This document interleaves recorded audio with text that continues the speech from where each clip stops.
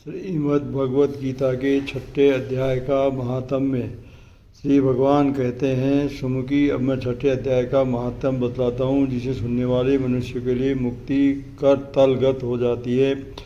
गोदावरी नदी के तट पर प्रतिष्ठानपुर पैठण नामक एक विशाल नगर है, जहाँ मैं विप्लेश के नाम से विख्यात होकर रहता हूँ। उस नगर में जनश्रुति नामक एक राजा रहते थे, जो भूमंडल की प्रजा को अत्यंत प्रिय थे। उनका प्रताप मार्तंड मंडल के प्रचंड तेज के समान जान पड़ता था। प्रतिदिन होने वाले उनके यज्ञ के धुएं से नंदनवन के कल्प वृक्ष इस प्रकार काले पड़ गए थे, मानो राजा की असाधारण दानशीलता देखकर वे लज्जित हो गए हो। उनके यज्ञ में प्राप्त पुरोडास के रसास्वादन में सदा आसक्त होने के कारण देवता लोग कभी प्रतिष्ठानपुर को छोड़कर बाहर नहीं जाते थे। उनके दान के समय छोड़े हुए जल की धारा प्रताप रूपी तेज और यज्ञ के धूमों से पुष्ट होकर मेघ ठीक समय पर वर्षा करते थे। उस राजा के शासनकाल में इतियों खेती में होने वाले 6 प्रकार के उपद्रवों के लिए कहीं थोड़ा भी स्थान नहीं मिलता था और अच्छी नीतियों का सर्वत्र प्रसार होता था। वे बावली, कुएं और पोखरे खुदवाने के बहाने मानो प्रतिदिन पृथ्वी के भीतर की निधियों का अवलोकन करते थे। एक समय राजा के दान, तप, यज्ञ और प्रजा पालन से संतुष्ट होकर स्वर्ग के देवता उन्हें वर देने के लिए आए। वे कमल नाल के समान उज्ज्वल हंसों को रूप धारण कर अपनी पांखें हिलाते हुए आकाश मार्ग से चलने लगे। बड़ी उतावली के साथ उड़ते हुए वे सभी हंस परस्पर बातचीत भी करते जाते थे। उनमें से भद्राक्ष आदि 2-3 हंस वेग से उड़कर आगे निकल गए। तब पीछे वाले हंसों ने आगे जाने वालों को संबोधित करके कहा, अरे भाई भद्राक्ष, तुम लोग वेग से चलकर आगे क्यों हो गए? ये मार्ग बड़ा दुर्गम है, इसमें हम सबको साथ मिलकर चलना चाहिए। क्या तुम्हें दिखाई नहीं देता? ये सामने ही पुण्यमूर्ति महाराज जानश्रुति का तेज पुंज अत्यंत स्पष्ट रूप से प्रकाशमान हो रहा है। उस तेज से भस्म होने की शंका है, अतः सावधान होकर चलना चाहिए। पीछे वाले हंसों के ये वचन सुनकर आगे वाले हंस हंस पड़े और उच्च स्वर से उनकी बातों की अवहेलना करते हुए बोले, अरे भाई, क्या इस राजा जनश्रुति का तेज ब्रह्मवादी महात्मा अर्रैक के तेज से भी अधिक तीव्र है? हंसों की ये बातें सुनकर राजा जनश्रुति अपने ऊंचे महल की छत से उतर गए और सुखपूर्वक आसन पर विराजमान हो अपने सारथी को बुलाकर बोले, जाओ महात्मा अर्रैक को यहाँ ले आओ। राजा का ये वचन अमृत वचन के समान वचन सुनकर मैं नामक सारथी प्रसन्नता प्रकट करता हुआ नगर से बाहर निकला। सबसे पहले उसने मुक्तिदायिनी काशीपुरी की यात्रा की, जहाँ जगत के स्वामी भगवान विश्वनाथ मनुष्यों को उपदेश दिया करते हैं। उसके बाद वह गया क्षेत्र में पहुँचा, जहाँ प्रफुल्ल नेत्रों वाले भगवान गदाधर संपूर्ण लोगों का उद्धार करने के लिए निवास करते हैं। तदंतर नाना तीर्थों में भ्रमण करता हुआ सारथी पाप नाशनी मथुरापुरी में गया। ये भगवान श्री कृष्ण का आदि स्थान है, जो परम महान है, मोक्ष प्रदान करने वाला है। वेद और शास्त्रों में वह तीर्थ त्रिभुवनपति भगवान गोविंद के अवतार स्थान के नाम से प्रसिद्ध है।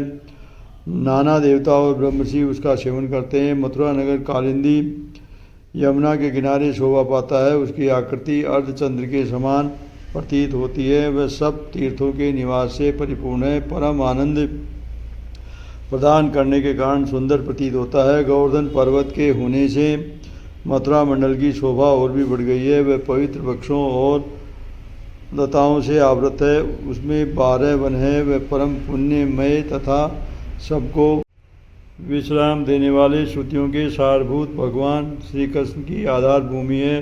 तत्पश्चात मथुरा से पश्चिम और उत्तर दिशा की ओर बहुत दूर तक जाने पर सारथी को काश्मीर नामक एक नगर दिखाई दिया, जहाँ शंख के समान उज्ज्वल गगनचुंबी महलों की पंक्तियाँ भगवान शंकर के अट्टहास की भांति शोभा पाती है।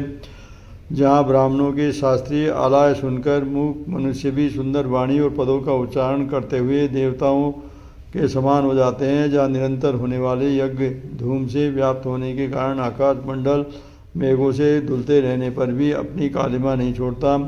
जहाँ उपाध्याय के पास आकर छात्र जन्मकालीन अभ्यास से ही संपूर्ण कलाएं स्वतः पढ़ लेते हैं, तथा जहाँ मणिकेश्वर नाम से प्रसिद्ध भगवान चंद्रशेखर देहधारियों को वरदान देने के लिए नित्य निवास करते हैं। कश्मीर के राजा माणिक्य सेन दिग्विजय में समस्त राजाओं को जीतकर भगवान शिव का पूजन किया था, तभी से उनका नाम माणिकेश्वर हो गया था। उन्हीं के मंदिर के दरवाजे पर महात्मा रेग एक छोटी सी गाड़ी पर बैठे अपने अंगों को खुजलाते हुए वृक्ष की छाया का सेवन कर रहे थे। इसी अवस्था में सारथी ने उन्हें देखा। राजा के बताए हुए भिन्न भिन्न चिन्हों से उसने शीघ्र ही रेग को पहचान लिया और उनके चरणों में प्रणाम करके कहा, ब्राह्मण, आप किस स्थान पर रहते हैं? आपका पूरा नाम क्या है? आप तो सदा स्वच्छंद विचरने वाले हैं, फिर यहाँ किस लिए ठहरे हैं? इस समय आपका क्या करने का विचार है? सारथी के ये वचन सुनकर परम आनंद में निमग्न महात्मा रेग ने कुछ सोचकर उससे कहा, यद्यपि हम पूर्ण काम हैं, हमें किसी वस्तु की आवश्यकता नहीं है, तथापि कोई भी हमारी मनोवृत्ति के अनुसार परिचर्या कर सकता है। रेग के हार्दिक अभिप्राय को आदरपूर्वक ग्रहण करके सारथी धीरे से राजा के पास चल दिया। वहां पहुंचकर राजा को प्रणाम करके उसने हाथ जोड़ सारा समाचार निवेदन किया। उस समय स्वामी के दर्शन से उसके मन में बड़ी प्रसन्नता थी। सारथी के वचन सुनकर राजा के नेत्र आश्चर्य से चकित हो उठे। उनके हृदय में रेग को सत्कार करने की श्रद्धा जागृति। उन्होंने 2 खच्चरियों से जुती हुई एक गाड़ी लेकर यात्रा की, साथ ही मोती के हार, अच्छे अच्छे वस्त्र और एक सहस्त्र गोएं भी ले ली। काश्मीर मंडल में महात्मा रेग जहाँ रहते थे उस स्थान पर पहुंचकर राजा ने सारी वस्तुएं उनके आगे निवेदन कर दी और पृथ्वी पर पढ़कर साष्टांग प्रणाम किया। महात्मा रेग अत्यंत भक्ति के साथ चरणों में पड़े हुए राजा जनश्रुति पर कुपित हो उठे और बोले, रे शूद्र, तू दुष्ट राजा है, क्या तू मेरा वृतांत नहीं जानता? ये खच्चरियों से जुती हुई अपनी ऊंची गाड़ी ले जा, ये वस्त्र, ये मोतियों की हार और ये दूध देने वाली गोएं भी स्वयं ही ले जा। इस तरह आज्ञा देकर रेग ने राजा के मन में भय उत्पन्न कर दिया। तब राजा ने स्वाप से भय से महात्मा रेग के दोनों चरण पकड़ लिए और भक्तिपूर्वक कहा, ब्राह्मण, मुझ पर प्रसन्न होइए। भगवान, आप में ये अद्भुत महात्म कैसे आया? प्रसन्न होकर मुझे ठीक ठीक बताइए। रेग ने, राजन, मैं प्रतिदिन गीता के 6ठे अध्याय का जप करता हूँ, इसी से मेरी तेजो राशि देवताओं के लिए भी दुस्सह है। तदंतर परम बुद्धिमान राजा जनश्रुति ने यत्नपूर्वक महात्मा रेग से गीता के 6ठे अध्याय का अभ्यास किया, इससे उन्हें मोक्ष की प्राप्ति हुई। इधर रेग भी भगवान माणिकेश्वर के समीप मोक्षदायक गीता के 6ठे अध्याय का जप करते हुए सुख से रहने लगे। हंस का रूप धारण करके वरदान देने के लिए आए हुए देवता भी विस्मित होकर स्वेच्छानुसार चले गए। जो मनुष्य सदा इस एक ही आवश्यक अध्याय का जप करता है, वह भी भगवान विष्णु के स्वरूप को प्राप्त होता है, इसमें तनिक भी संदेह नहीं है। अतः 6ठोऽध्याय। श्री भगवान वाच, अनाश्रित कर्म फलम कार्य कर्म करोति ये, स सन्यासी च योगी चैन्य निर्गिन चाक्रिय। ये संन्यासमिति प्राहुयोगम तविद्येयं पांडव, न हासित्रे सत्संकल्पो योगी भक्ति कश्चल। आरुरक्षो मुने योगम कर्म कारणमुच्यते, योगारूढ़स्य तस्य समय कारणमुच्यते। यदा हीनेन्द्रियार्थेषु न कर्म स्वनुसजते, सर्वसंकल्प संन्यासी योगारूढ़स्तदुच्यते। उद्धरेदात्मनात्मानं नात्मानमेवासदेत्, आत्मेव आत्मनो बन्धुरात्मेव रिपुरात्मनं। बन्धुरात्मन तस्य येनात्मेवात्मना जितः, अनात्मनस्तु शत्रुत्वे वर्तेतात्मैव शत्रुवत्। जितात्मनैव सन्तासे परमात्मा समाहितः, शीतोष्णसुखदुःखेषु तथा मानोपमानयो। ज्ञानविज्ञानत्रात्मा कूटस्थो विजितेन्द्रिय, युक्त इत्युच्यते योगी समलोष्टं काञ्चनम्। सुहनित्रायुदासीन्वध्यस्तेस्तदेशबन्धुषु, साधुष्वपि च पापेषु सम्बुद्धि विशिष्यते। योगी युञ्चित सततमात्मानं, रहसि स्थितः एकाकी यच्चित्तात्मा निराशीर्परिग्रहम्। शुचो देशे प्रतिष्ठाय स्थिरमासन्नात्मनः, ज्ञातुचितं नाति नीचं शैलाजिन्कोशोत्तरम्। तदेकाग्रं मनः कृत्वा यच्चितेन्द्रिये क्रिय, उपविशास्ये युज्याद्योगमात्मविशुद्धये। ममैकाय शिरोग्रीवं धारयन्नचलं विस्त्र, सम्प्रेक्ष्य नासिकाग्रं स्वं दिशीशानवलोकयत्। प्रसन्नात्मा विगद्भिः ब्रह्मचारी व्रते स्थित मन संयम्य विमच्चितो युक्त आसीत् मत्परम् युज्येनेव सदात्मानं योगी नियतमानसे शान्तिनिर्वाण परमामसंस्था विगच्छति नात्यसुतस्तु योगोऽस्ति न चैकान्तमनस्रत न चाति स्वप्नशीलस्य जाग्रतो नैव चार्जुन युक्ताहार विहारस्य युक्तचेष्टये कर्मसु युक्तस्वप्नावबोधस्य योगो भवति दुःखे यदा विनियतं चित्तमात्मनं नेयवावतिष्ठते निष्प्रय सर्वकामेभ्यो युक्त इत्युच्यते सदा यथा दीपो निवातस्थो निङ्गते सोपमा संवृता योगिनो यच्चितस्य युज्यन्तो योगमात्मनम् यत्रो परमते चित्तं निरुद्धं योगसेवया यत्र चैवात्मनात्मानं पश्येनात्मनि तुष्यति सुखमात्यनिन्तिकं यद् बुद्धिग्राह्यमतीन्द्रियं वेति यत्र न चैवायं स्थितिस्लति तत्त्वतः ये लब्ध्वा चापरं लाभं मन्यते नाधिकं तत् यस्मिन् स्थितो न दुःखेन गुरुणापि विचालयेत् ते विद्यात् दुःखसंयोगे वियोगं योगसञ्जितं सैवनिश्चयेन योक्तव्यो योगो निर्वणी चेतसाम् सङ्कल्पपूर्वान् कामास्तस्य कृत्वा सर्वान् शेषतः मनेशेवेन्द्रिये ग्रामं विनियम्य समन्ततं शनैरुपरमेद बुद्ध्या दुदिगृहीत्या आत्मसंस्ततः मनः कृत्वा न किञ्चित् विचिन्तयेत् यतो यतो निश्चरति मनस्सल्मस्थिरं ततस्ततो नियम्य दात्मन्येव वशं नयेत् प्रशान्तं मनसं होन योगिनं सुखमुत्तमम् उपेतु शान्तर्जसं ब्रह्मभूतकल्मषं युञ्जत्रेवं सदात्मानं योगी विगतकल्मषे सुखेन ब्रह्म संस्परमत्मने सुखं श्रुतिं सर्वभूतस्थमात्मानं सर्वभूतानि चात्मनि ईक्षते योगयुक्तात्मा सर्वत्र समदर्शनं यो मा पश्यति सर्वत्र सर्वच मयि पश्यति तस्याहं न प्रणश्यामि स च मे न प्रणश्यति सर्वभूतस्थितं यो मा भजत्येकतत्त्वमास्थितः सर्वथा वर्तमानोऽपि स योगी मयि वर्तते आत्मोप्येन सर्वत्र सम्पश्यति यो अर्जुन सुखं वादी वा दुःखं स योगी परमो मतः अर्जुनवाद योऽयं योगस्तवया प्रोक्तं साम्येन मधुसूदन एतेषां न पश्यामि चञ्चलवा स्थितिस्थिरां चञ्चल हि मनः कृष्णे प्रमादी बलवदृढं तस्याहं निर्गहं मन्ये वायोरीशदुष्करम् श्री भगवान वाच असंशयं महाबाहो मनोदुनिग्रहचलम् अभ्यासेन तु कौन्तेय वैराग्येण च गृह्यते ऐषतात्मना योगो दुष्प्राप इति मे मति वश्यात्मना तु यततो शक्यो वाप्नुमायते अर्जुनवाच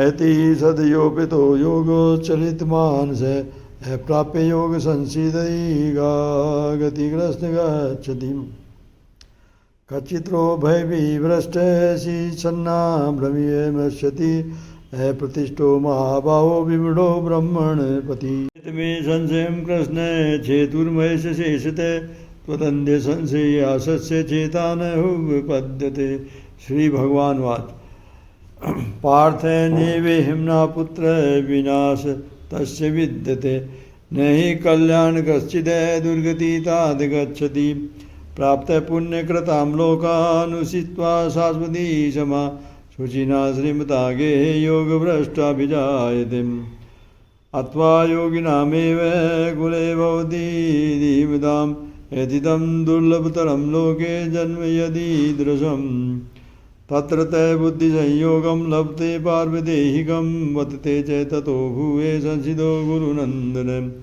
पूर्वाभ्यासेन तेनेव ह्यते हावसोऽपि स जिज्ञासुरपि योगस्य शब्दब्रह्मति वर्तते। प्रयन्नाद्यतमानस्तु योगी संसुतकिल शिव अनेक जन्म संसिदोस्ततो याति परां गतिं। तपस्वी भ्योतिको योगी ज्ञानी योग्योऽपि पदोऽधिक कर्मिश्च साधिको योगी तस्मादोगी भवार्जुन। योगिनामपि सर्वेषां मदेतनान्तरात्मना श्रीदावान् भजते यो मासे मे युक्ततमो मतम्। ओम तत्सदी श्रीमद्भगवतो गीतासूपनिषत्सु ब्रह्मा विद्यायां योगशास्त्रे श्रीकृष्ण अर्जुन संवादे आत्मसंयम योगो नाम षष्ठोऽध्याय। श्री नमो भगवते वासुदेवाय। श्री परमात्मने नमः। छठा अध्याय। उसके उपरांत श्री कृष्ण महाराज बोले, हे अर्जुन, जो पुरुष कर्म के फल को न चाहता हुआ करने योग्य कर्म करता है वह सन्यासी और योगी है, और केवल अग्नि को त्यागने वाला सन्यासी योगी नहीं है, तथा केवल क्रियाओं को त्यागने वाला भी सन्यासी योगी नहीं है। इसलिए हे अर्जुन, जिसको सन्यास ऐसा कहते हैं उसी को तू योग जान, क्योंकि संकल्पों को न त्यागने वाला कोई भी पुरुष योगी नहीं होता है। समत्व बुद्धि रूप योग में आरूढ़ होने की इच्छा वाले मननशील पुरुष के लिए योग की प्राप्ति में निष्काम भाव से कर्म करना ही हेतु कहा है, और योगारूढ़ हो जाने पर उस योगारूढ़ पुरुष के लिए सर्व संकल्पों का अभाव ही कल्याण में हेतु कहा है। जिस काल में न तो इंद्रियों के भोगों में आसक्त होता है तथा न कर्मों में ही आसक्त होता है, उस काल में सर्व संकल्पों का त्यागी पुरुष योगारूढ़ कहा जाता है।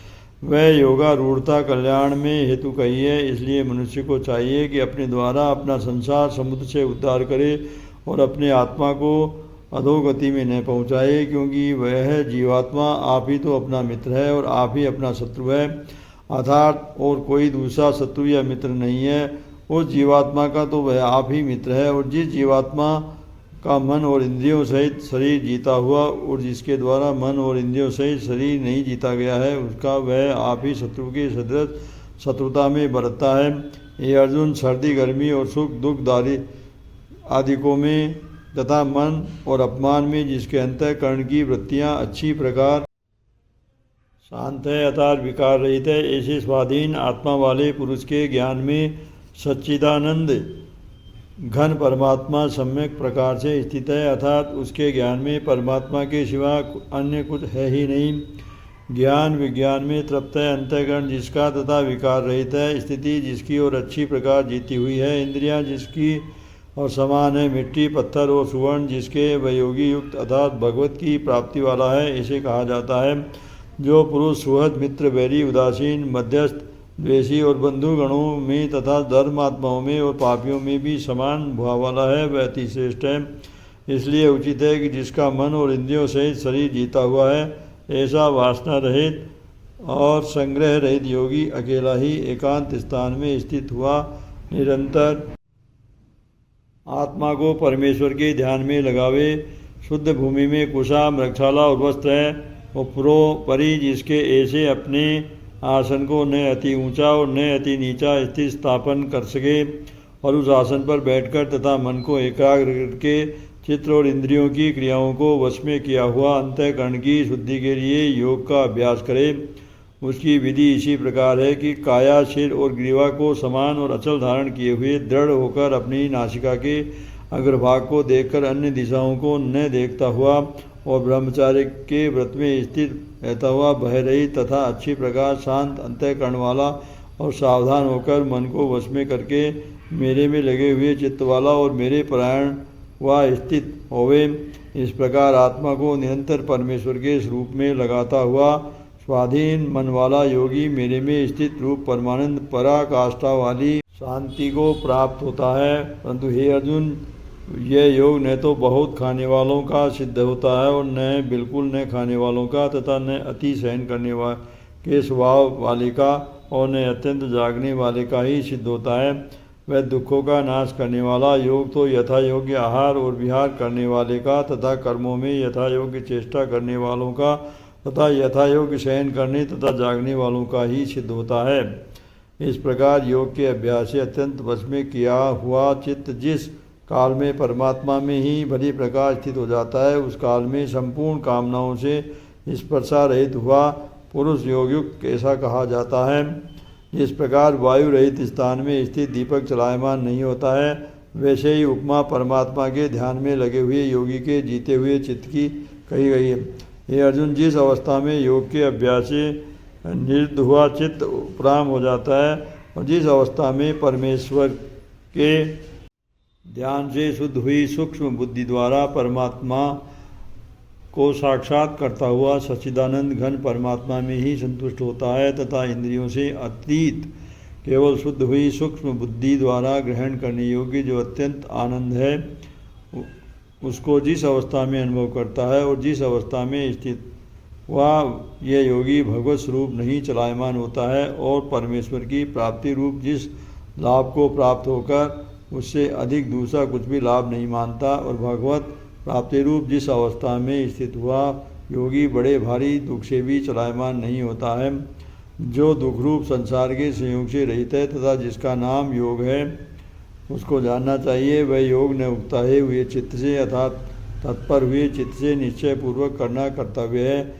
इसलिए मनुष्य को चाहिए कि संकल्प से उत्पन्न होने वाली संपूर्ण कामनाओं को निशेषता से अर्थात वासना और आसक्ति सहित त्याग कर और मन के द्वारा इंद्रियों के समुदाय को सब ओर से अच्छी प्रकार वश में करके क्रम क्रम से अभ्यास करता हुआ उपरामता को प्राप्त होवे तथा धैर्ययुक्त बुद्धि द्वारा मन को परमात्मा में स्थित करके परमात्मा के सिवा और कुछ भी चिंतन न करे, परंतु जिसका मन वश में नहीं हुआ हो उसको चाहिए कि यह स्थिर न रहने वाला और चंचल मन जिस कारण से सांसारिक पदार्थों में विचरता है उससे रोककर बारंबार परमात्मा में ही निरोध करे, क्योंकि जिसका मन अच्छी प्रकार शांत है और जो आप पाप से रहित है और जिसका रजोगुण शांत हो गया है, ऐसे इस सच्चिदानंद घन ब्रह्म के साथ एक ही भाव हुए योगी को अति उत्तम आनंद प्राप्त होता है। वह पाप रहित योगी इस प्रकार निरंतर आत्मा को परमात्मा में लगाता हुआ सुखपूर्वक पर ब्रह्म परमात्मा की प्राप्ति रूप अनंत आनंद को अनुभव करता है।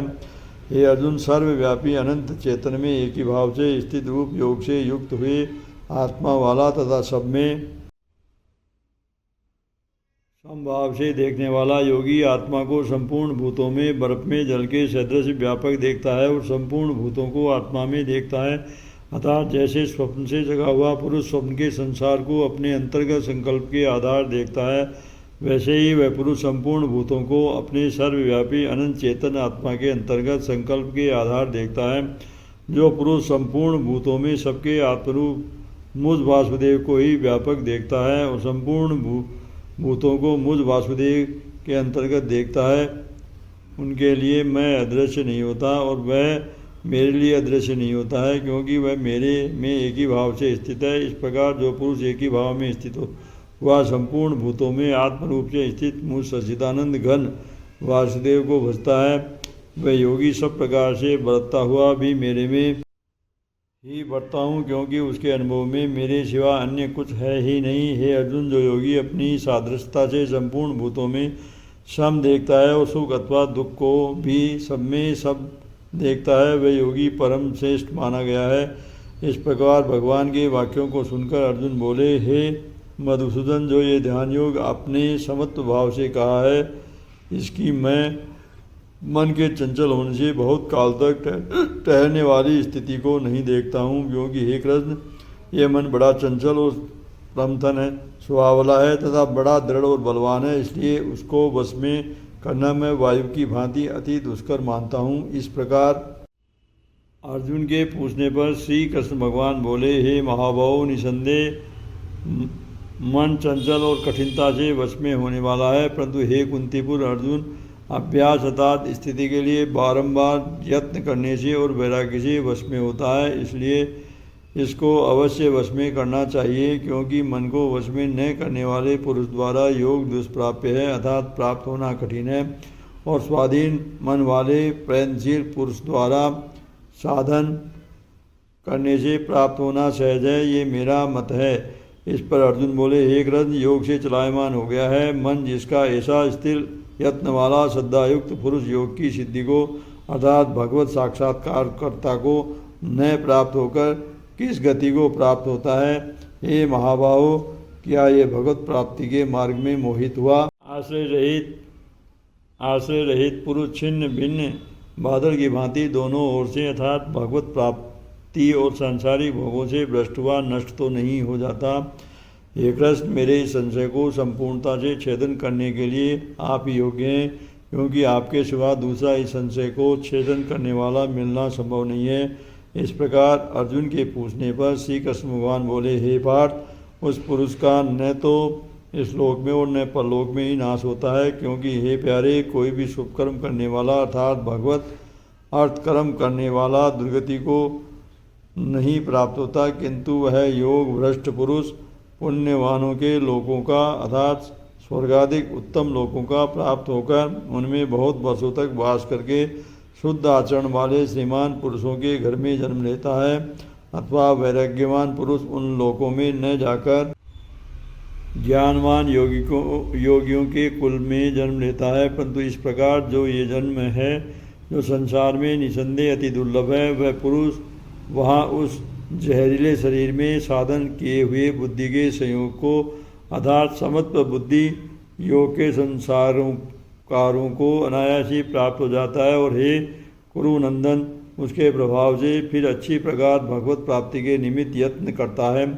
वह विषयों के वश में हुआ भी उस पहले के अभ्यास से ही निसंदेह भगवत की ओर आकर्षित किया जाता है, तथा समुद्र बुद्धि रूप योग का जिज्ञासु भी वेद में कहे हुए सकाम कर्मों के फल को उल्लंघन कर जाता है। जबकि इस प्रकार मंद प्रयत्न करने वाला योगी भी परम गति को प्राप्त हो जाता है। तब क्या कहना कि अनेक जन्मों से अंतःकरण की शुद्धि रूपी सिद्धि को प्राप्त हुआ और अति प्रयत्न से अभ्यास करने वाला योगी संपूर्ण पापों से अच्छी प्रकार शुद्ध होकर उस साधन के प्रभाव से परम गति को प्राप्त होता है, अर्थात परमात्मा को प्राप्त होता है। क्योंकि योगी तपस्वियों से श्रेष्ठ है और शास्त्र के ज्ञान वालों से भी श्रेष्ठ माना गया है, तथा सकाम कर्म करने वालों से भी योगी श्रेष्ठ है। इससे हे अर्जुन, तो योगी हो। हे प्यारे, संपूर्ण योगियों में भी जो श्रद्धावान योगी मेरे लगे हुए अंतरात्मा से मेरे को निरंतर भजता है, वह योगी मुझे परम श्रेष्ठ मान्य है। इति श्री भगवत गीता रूपी उपनिषद एवं ब्रह्म विद्या तथा योग शास्त्र विषय श्री कृष्ण और अर्जुन के संवाद में आत्म संयम योग नामक छठो अध्याय। श्री नमो भगवती वासुदेवाय नमः।